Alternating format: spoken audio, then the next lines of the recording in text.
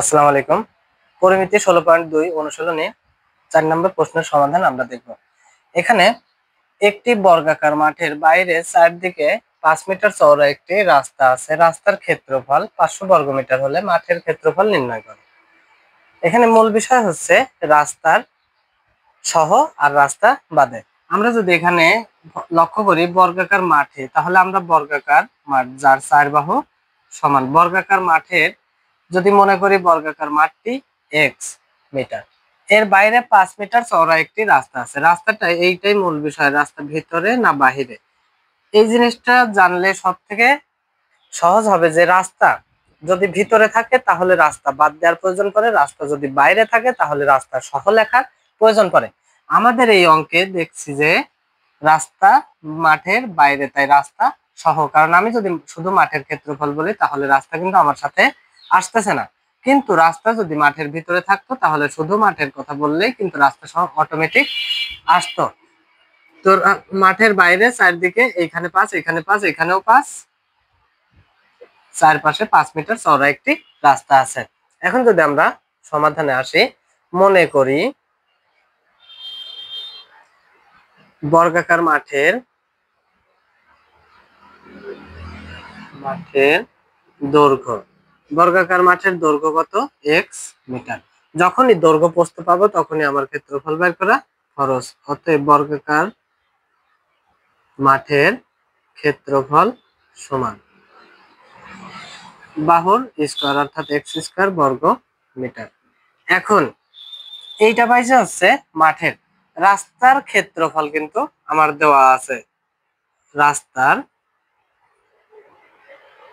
ক্ষেত্রফল সমান 500 বর্গ মিটার।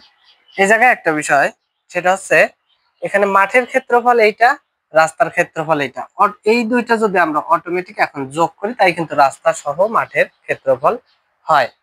যদি রাস্তার ক্ষেত্রফল দেওয়া না থাকতো তাহলে এইখানে সরাসরি আমি রাস্তা সহ ক্ষেত্রফল কিন্তু পেতাম না। কিন্তু এখানে তো মাঠের ক্ষেত্রফল বের করছি, রাস্তার ক্ষেত্রফল দেওয়া, তাহলে মাঠের সাথে যদি রাস্তা যোগ করি, অতএব রাস্তা সহ মাঠের ক্ষেত্রফল। রাস্তা সহ মাঠের ক্ষেত্রফল কি? মাঠের ক্ষেত্রফল x স্কয়ার, রাস্তা 500, তাহলে x স্কয়ার প্লাস 500 বর্গ মিটার। এখন শর্ত কিন্তু আরেকটা আছে, সেটা রাস্তা আমি যোগ করছি, রাস্তার ক্ষেত্রফল দেওয়া আছে যার কারণে, কিন্তু 5 মিটার যে দৈর্ঘ্য, রাস্তার দৈর্ঘ্য দেওয়া আছে সেটার কাজ কিন্তু আমরা এখনো করি নাই। তাই রাস্তা সহ মাঠের দৈর্ঘ্য, কারণ যে 5 মিটার করে দেওয়া আছে সেটা কিন্তু অবশ্যই ক্ষেত্রফল না, দৈর্ঘ্য। রাস্তা সহ মাঠের দৈর্ঘ্য, রাস্তা সহ মাঠের দৈর্ঘ্য কত? রাস্তা ছিল দৈর্ঘ্যের সাথে হিসাব হবে দৈর্ঘ্যের, ক্ষেত্রফলের সাথে হিসাব হবে ক্ষেত্রফলের। যেহেতু এইটা রাস্তার ক্ষেত্রফল ছিল তাই ক্ষেত্রফলের সাথে ক্ষেত্রফল যোগ করলে রাস্তা সহ মাঠের ক্ষেত্রফল। কিন্তু যেহেতু 5 মিটার চওড়া একটি রাস্তা আছে, এটা কি মাঠের বাইরে 5 মিটার চওড়া, তার মানে মাঠের রাস্তার যে দৈর্ঘ্য সেটা ছিল 5 মিটার। তাহলে রাস্তার মাঠের দৈর্ঘ্য কত ছিল? x, এর সাথে যোগ হবে 5, কিন্তু দৈর্ঘ্য আমরা জানি দুই দিকে, তার মানে x প্লাস 10। এখন যখনই আমরা দৈর্ঘ্য প্রস্থ পাবো ক্ষেত্রফল বের করা খরচ, তাহলে রাস্তা সহ মাঠের ক্ষেত্রফল, রাস্তা সহ মাঠের ক্ষেত্রফল তাহলে বাহুর স্কয়ার, বাহু কত পাইছি? x প্লাস 10 তার হোল স্কয়ার। এখন বিষয় হচ্ছে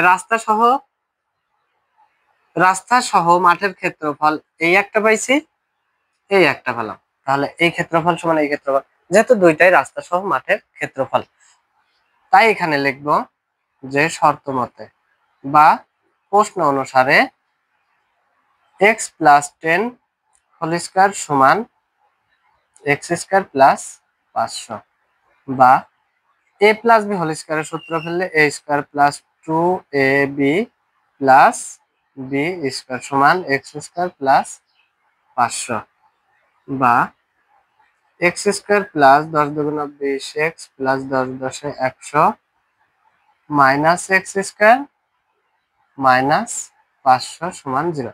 এই পাশের গুলো সব বাম পাশে নিয়ে আসলো, plus x square minus x square যদি কেটে যায় তাহলে 20x মাইনাস 400, কারণ 500 থেকে 100 বাদ দিলে 400 বড় সংখ্যার আগে মাইনাস, তাই মাইনাস বা 20x সমান -400, এই পাশে আসলে +400, বা x সমান 400 ভাগ 20 সমান 20। এখন অ্যান্সার চাইছে কিন্তু আমার মাঠের ক্ষেত্রফল নির্ণয় করা, কিন্তু আমরা যেটা পাইছি x হচ্ছে মাঠের দৈর্ঘ্য, অতএব মাঠের ক্ষেত্রফল, মাঠের ক্ষেত্রফল সমান, মাঠের ক্ষেত্রফল কি ছিল x স্কয়ার, তার মানে x এর মান 20, তার উপরে স্কয়ার, তার মানে 400 বর্গমিটার অ্যান্সার।